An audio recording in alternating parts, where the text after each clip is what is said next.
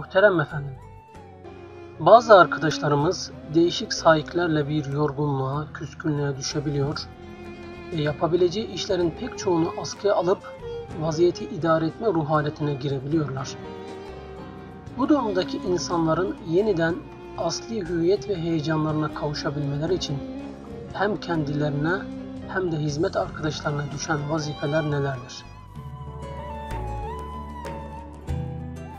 Hepimiz hakikaten hiç farkına varmadan bazen belki bir gün içinde, bazen bir hafta içinde, bazen bir ay içinde, bazen sene içinde, bazen de senelere yayılabilecek şekilde daha uzun süreli bir tevakkuf dönemine, bir duraklama dönemine girebiliriz. Bu devletler için de söz konusudur. Bu bir topluluk içinde, bir hareket içinde her zaman söz konusu olabilir. Fertler için de haydi. Zaten fert bir toplumun fihristidir.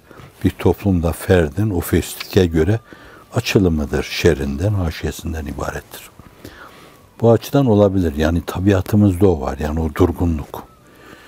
Belki Enbiya-i İzam'da yok sadece. Belki tabirini belki haksız yere kullandım burada.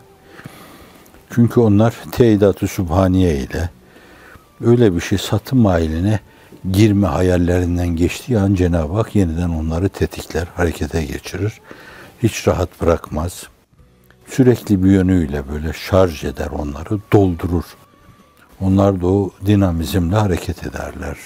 O güçlü metafizik güçle Allah'ın izni inayetiyle hareket ederler. Onun dışında ehlullah da olsa, evliya da olsa, ısfiya da olsa, ebrar da olsa öyle bir duraklamaya girebilir. Duraklama sahipleri bazen ülfet gibi, Hazreti Pir'in de ifade ettiği gibi, ünsiyet gibi şeyler olabilir. Yani gözümüzde o parlak bir kısım hakikatler, parlak hizmet, parlak hareket, böyle hep aynı çizgide, aynı yörüngede işliye işliye, görüle görüle, tabii gibi görünmeye başlar yani. Evvela biz içimizde onlara karşı olan takdir hislerimizi yitiririz. Çok önemli şeylermiş gibi görme mülazasını yitiririz yani. Kayıp öyle başlar belki. Daha sonra işte kendi kendine gidiyor falan deriz. Yani bu ülfet ve ünsiyet bu mevzuda önemli bir sayıktır. Hani buna sebebiyet vermemek için ne yapmak lazım? Ayrı mesele. Ceddidu, ceddidu, ceddidu. Diğer bir mesele, hizmette bazen herkes için olmayabilir yani. Benim tanıdığım 50 yaşında, 60 yaşında, 70 yaşında, 80 yaşında bu hizmet-i imaniye Kur'aniye'nin içinde insanlar var. Bundan yani 40-50 sene evvel nasıl görmüşseniz o aktiviteyle hala hız kesmeden koşturuyorlar. Yani belki bir küheylan bile yani o ölçüde zannediyorum o performansı gösteremez. Yani bir yere kadardır o da. Yorulur, ağzından bağışlayan salya akmaya başlar. Siz de şefkat eder, durdurursunuz. Mesela eskiler itibariyle diyelim bir Said Özdemir abi düşünebilirsiniz. Vefat eden insanlar vardı. Onlar da hız kesmeden hep böyle kesilecekler ana kadar hep koşturdular.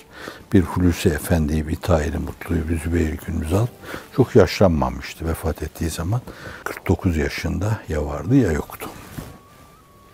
Önemli insanlar. Sizin arkadaşlarınız içinde de öyle vardır. Yani çubuğu Erzurumlar geme koyma derler yani. Harmandan çekilme, dövene çomağı koyma. Orada ben yapmıyorum artık bu işi deme.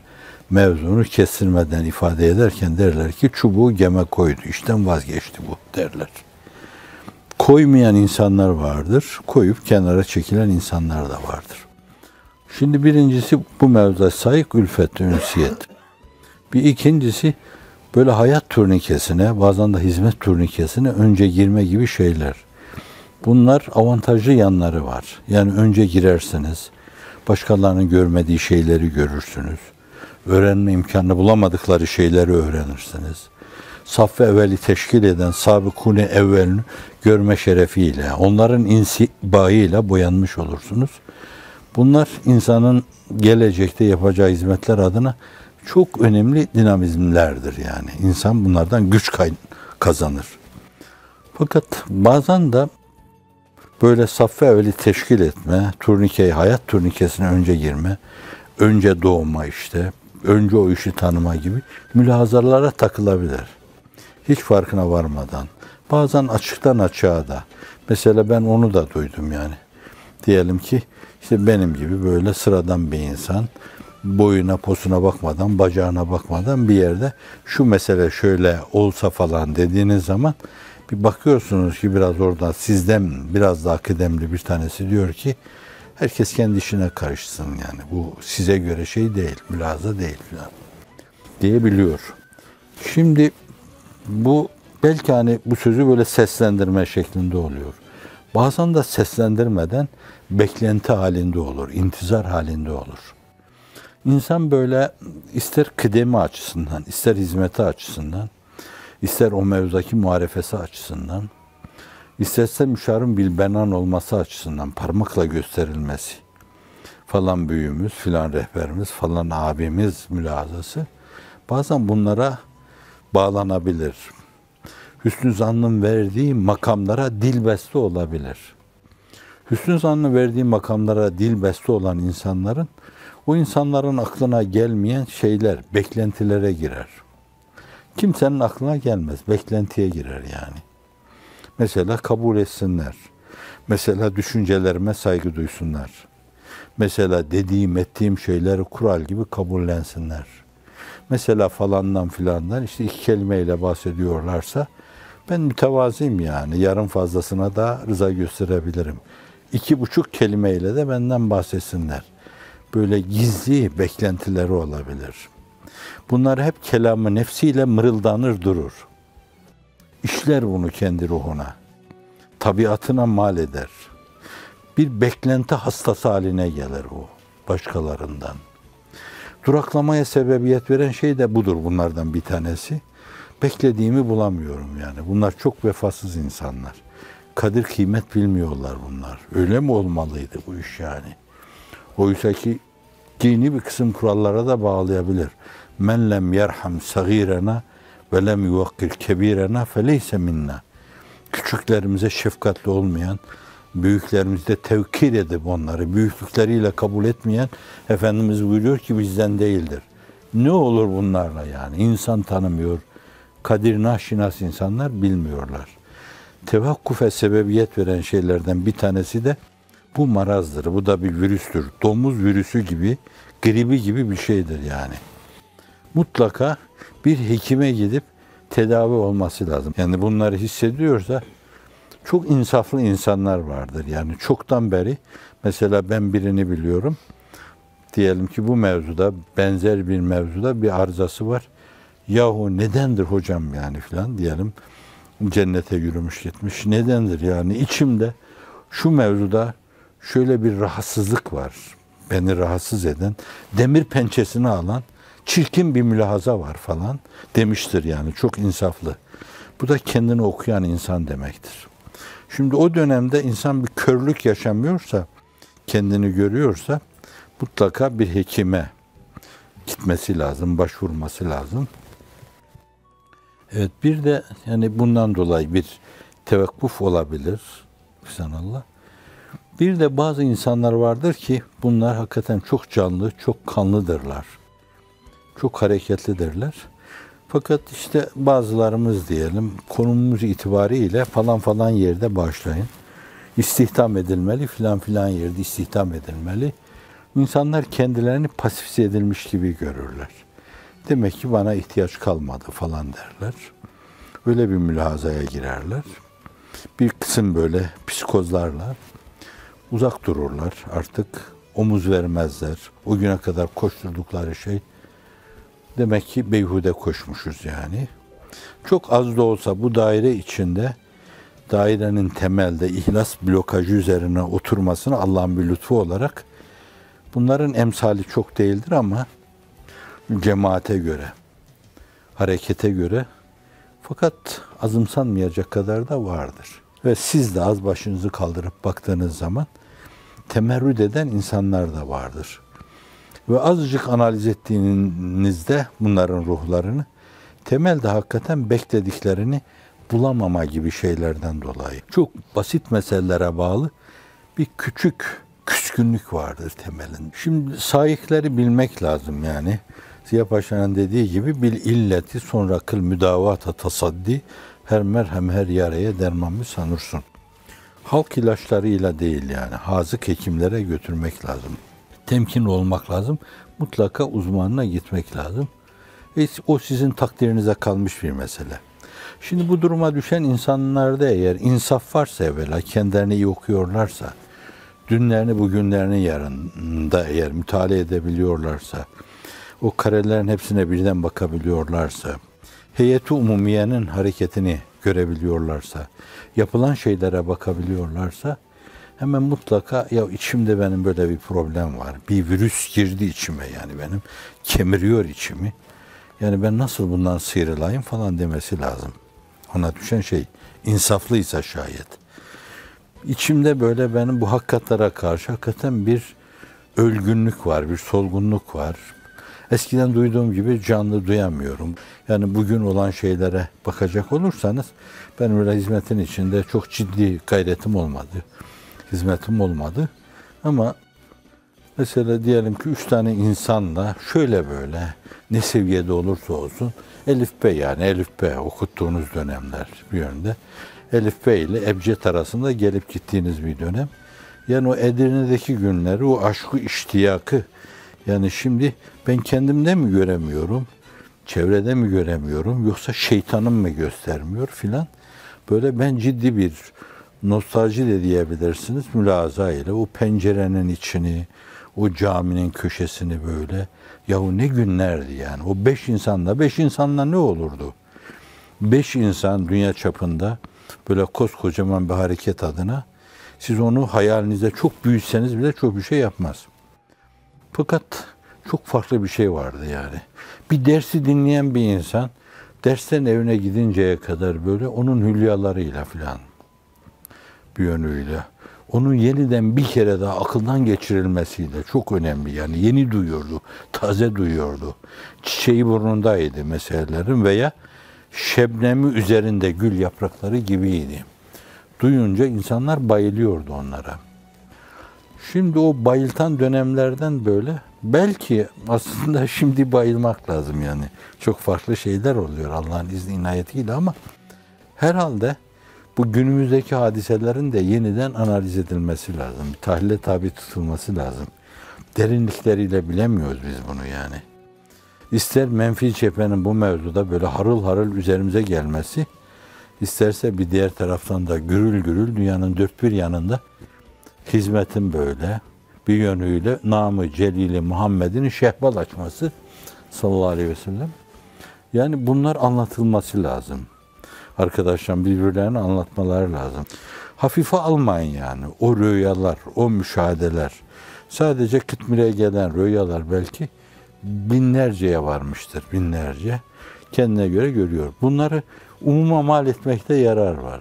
Diyorum ki ben bunu arkadaşlara o ölgünlüğü gidermek için, o heyecan yorgunluğunu gidermek için bunları duymaları lazım. Mesela bazıları çok, hususiyle bacılarımız arasında demek ki onlar şefkat kahramanı diyor Hazreti Pir. O şefkat kahramanı olma bir engin ruh ifadesi. Daha çok onlarda oluyor. Efendimiz sallallahu aleyhi ve sellem'in mübarek ruhaniyeti temessül buyuruyor orada. Görüyorlar, bir şey diyor onlara. Geçen de yine birisi geldi anlattı bana, okudular rüyayı. Korkmayın diyor. Mesela bir yerde bulunuluyor orada. Kocaman devasa bir tane kobra gibi bir şey geliyor. Sıkıştırıyor arkadaşları bir yere. Endişe içinde ve herkese meydan okuyor orada. Birden bulunduğunuz, sizin tanıdığınız bir mekanda birden kapı açılıyor. Efendimiz sallallahu aleyhi ve sellem ortaya çıkıyor. Elinde bir asası var. Onun başına vuruyor, geliyor başını. Korkmayın diyor, sizinle beraberiz. Şimdi bu bir şahsa ait olsa bence o şahıs onu anlatmamalı. Fakat bir heyete ait olması itibariyle Efendimizin sizinle beraber olduğunu anlatmak lazım. Mutlaka anlatmak lazım onu. Bunlar O heyecan yorgunluğunu bir yönüyle belki delecek onu, yeniden sizi harekete geçirecek şeyler. Hepimizin buna ihtiyacı vardır yani. Bir arabanın kullandıkça böyle benzin deposunun doldurulmaya ihtiyacı olduğu gibi bizim de öyle şarja ihtiyacımız vardır. Bu açıdan yani bir şahıslar kendilerine bakarken böyle bakmalılar. Benim şarja, iman adına takviyeye, teyide ihtiyacım var. Bir diğer taraftan da arz ettiğim arızalar da onlar. Yani bazen hepimize ait şeyler oluyor. O şahısların problemlerini, tevekkuflerine sebebiyet veren hususları görerek, doğru okuyarak, yanlışımızdan geriye dönüp onları hakikaten aktif olabilecekleri, ranta bulabilecekleri yerlerde istihdam etmek lazım. Yani bir köylan gibi koşan bir arkadaşı tutup sen buradan masanın başında otur falan dediğiniz zaman onu öldürürsünüz. O koşmak için yaratılmış bence. Bu açıdan hani bir temel düşüncemiz var, temel disiplinimiz var. Mutlaka herkese bir vazife bulmak lazım. Herkes mutlaka kendini bir sorumluluk altında hissetmesi lazım. Ve aynı zamanda yer yer yaptığı şeyleri, yapacağı şeyleri esas teşkil etmesi, referans olması açısından ondan almak lazım, dinlemek lazım. Şunları yaptım. Bunları yapan şunu da yapar Allah'ın izni inayetiyle. Böyle sık sık birbirimize yüzleşmemiz lazım. Takviye etmemiz lazım. Onları dinlememiz lazım. İyi yanlarını alkışlamamız lazım. Hazreti Pir'in tavrına bakacak olursanız talebelerinden bazıları, çok azı bir süre uzaklaşıyor kendisinden. Fakat öyle uzaklaştı, gitti. Sesini, soluğunu duymuyoruz biz hiç. Fakat dönüp geldiğinde öyle gürül gürül onu ifade ediyor ki benim içim inşirah gark etti diyor. İşittim ki yeniden yazıya başlamış. İşittim ki yeniden teksir ediyormuş. İşittim ki şu, işittim ki bu. Yani o insanların yüreklerini harekete geçirecek bir yönüyle veya yüreklerine su serpecek, heyecanlarını tetikleyecek, yeniden onlara bir canlılık kazandırabilecek bir yaklaşımla yaklaşıyor. Herkes ne kadar ürün ortaya koyabilecekse bence o ürünü ondan almak için elinden gelen her şeyi yapıyor. Hepimiz bir yönüyle işte böyle bir kolektif şuurun yönlendirmesiyle, Allah'ın izni inayetiyle duraklamadan, durgunluktan, yorgunluktan kurtulabiliriz Allah'ın izni inayetiyle. Durgunluğa girmekle beraber kokuşma da olur. Durgunluğa girildiği andan yani diriltme sevdasından, diriliş eri olmadan vazgeçtiğiniz an siz de ölürsünüz. Allah sizin hayatınızı diriltmeye bağlamıştır. Birer bahsubadel mevt eri olduğunuz sürece siz de canlı kalırsınız. Başkalarına hayat ve can götürmediğiniz zaman Allah sizin canınızı da alır. Ve hepimiz birbirimizi bu mülazaya göre böyle harekete, hizmete yönlendirme mecburiyetindeyiz. Yaş baş söz konusu olmaması lazım. Değişik vesilelerle arz ettim. Bir kere de arz edeyim. Hani Husrev Hoca, Yaşar Hoca'dan dinlemiştim. Arnavut bir hoca.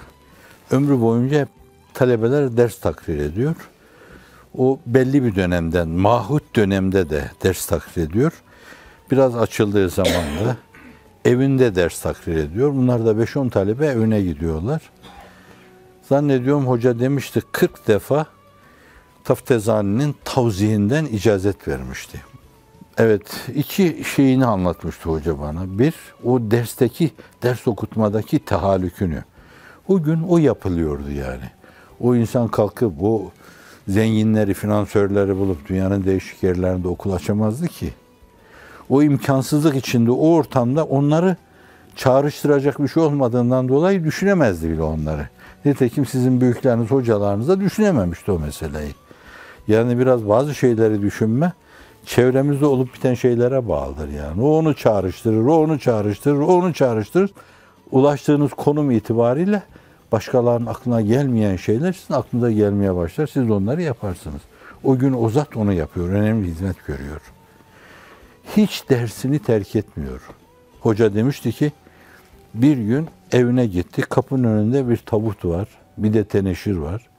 Bir de kazanın altında ocak yanıyor. Bir de su kaynıyor şakır şakır. Eve girdik. Hiçbir şey yokmuş gibi hoca yine dersini o gün takrir etti bize. Bir hadise bu. Dışarı çıkarken hocama o ne dedik? Dedi ki benim işte 21-22 yaşında kızım vardı. Falan üniversiteye gidiyordu. Bu gece vefat etti dedi bunu. Yani çok zor bir mesele bu. Hani burada haddim değil benim size. Var mısınız bu yiğitliğe? Değil mi? Haddim değil. Bir hadise bu. Bence hizmette. Benim hizmetim nedir yani? Hazreti Pir'in yolunda yorulma bilmeden bir köylan gibi kalbim duracağına kadar koşmak. Nazlanmamak, küsmemek. Ben şundan gitmiyorum. Boyundurukta şunun yanında olmak istemiyorum. Yok mülazalarımızda böyle şeyler. Herkes bir alanda koşabildiği kadar koşacak. Ve biz birileri de böyle işte bu arkadaşımız gibi büyükler onlara yol gösterecekler. Sen şurada, sen şurada, sen şurada. Kulvarlar birbirine karıştırılmamalı. Trafik problemi olmamalı. İkinci bir hadise de şu. Yatakta bize ders takrir ediyordu yine. Kitap elinde böyle, kitabı elinde tutuyordu aynen hoca. O da duygulanarak anlattı bana. Yani belini kaldıracak, doğrultacak durumda değildi elinde kitap. Biz yine etrafını sarmıştık böyle. Biz kendimiz böyle hissi terahümle, hocam yani hastasın, rahatsızsın. Tadil etsek bunu yapamam ben yani. Allah'ın huzuruna gideceğim. Nasıl vazifeyi sen kendi kendine tadil ettin falan. Bir gün geldi ki kitabı tutamıyor. Böyle kitap elinden düştü.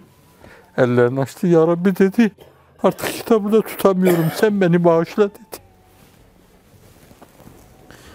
Şimdi bu benim için bizim hizmetimizde örnek teşkil edecek bir şey.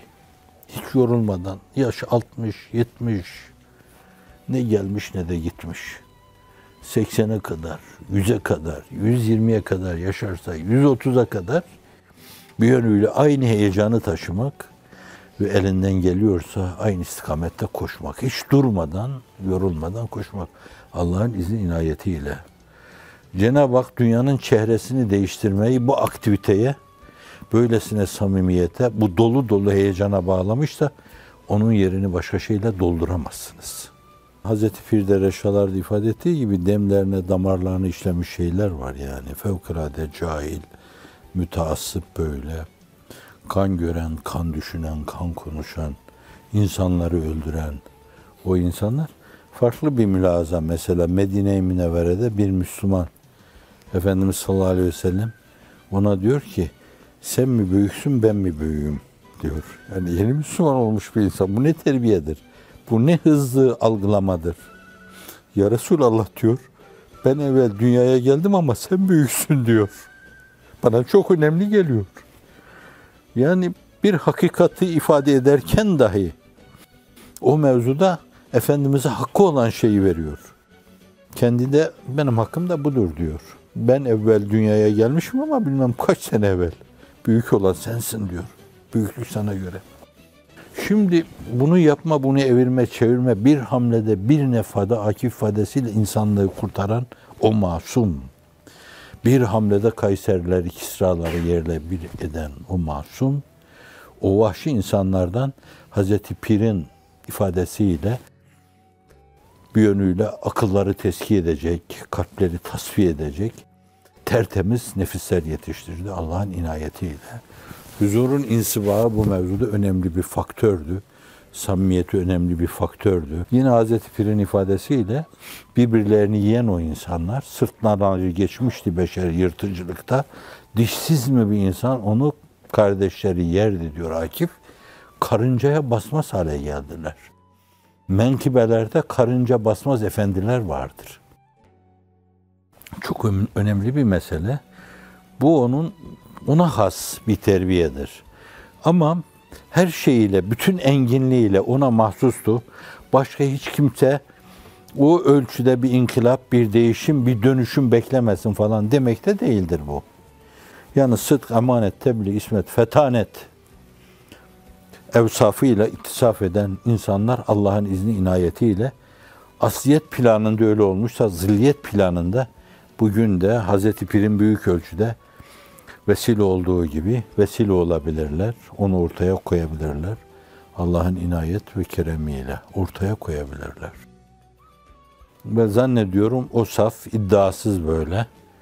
Yani dün de Çeyburnu'nda bir okuldan mezun arkadaşların dünyanın dört bir yanında sergiledikleri hem kendi düşünce dünyamız hem ruh ve mana köklerimiz adına o baş döndürücü tablolar biraz o saffete ve samimiyete, o ihlasa ve vefaya Cenab-ı Hakk'ın teveccühünden başka bir şey değildir. Hatta vifaka ve ittifaka. Vifak ve ittifaka. Yani bizim gibi çok mahrumiyetlerin yaşandığı bir dönemde yaşayan insanlar, işin doğrusu niye falan şu kadar çifteline falan bu kadar tekmeli falan diyorlar. Ya böyle fitne bir dönemde yetişen insanlar, yani birbirimizin ağzına tekme savurmuyorsak, judo karate oynamıyorsak, oyun oynamıyorsak, bunu Allah'ın bir nimeti bilmek lazım. Şeytan bu hizmetin hadimleriyle çok uğraşır. Siz böyle dini ihya etme, bir basu badel mevt yaşatma peşinde koşacaksınız da şeytan ve avenesi boş duracak. Mümkün değil. Demek ki çok ciddi bir inayet ilahi var. Ramazan'da merede-i şeytan zincire vuruluyor. Yani onların azgınları. İhtimal ki size dokunmamaları için Allah Celle Celaluhu onların o azgınlarını, o profesyonellerini, o ifritten olanlarını zincire vurmuş da. Yoksa yani ona şaşmak lazım. Allah Allah, yani böyle burada dururken niye kalkıp birbirimize yumruk indirmiyoruz, tekme vurmuyoruz? Bence onu hayretle karşılamak lazım. Çünkü böyle önemli bir hizmet, şeytanın boş durması mümkün değil karşısında. Avenehi şeytanın da boş durması mümkün değil. Demek ki açık bir inayet var. Zilliyete göre bir inayet var.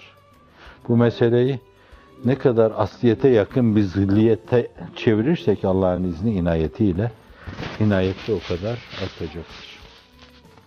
Ve sallallahu ala seyyidina Muhammedin ve ala alihi ve sahbihi ecma'in at-tayyibin at-tayyibin.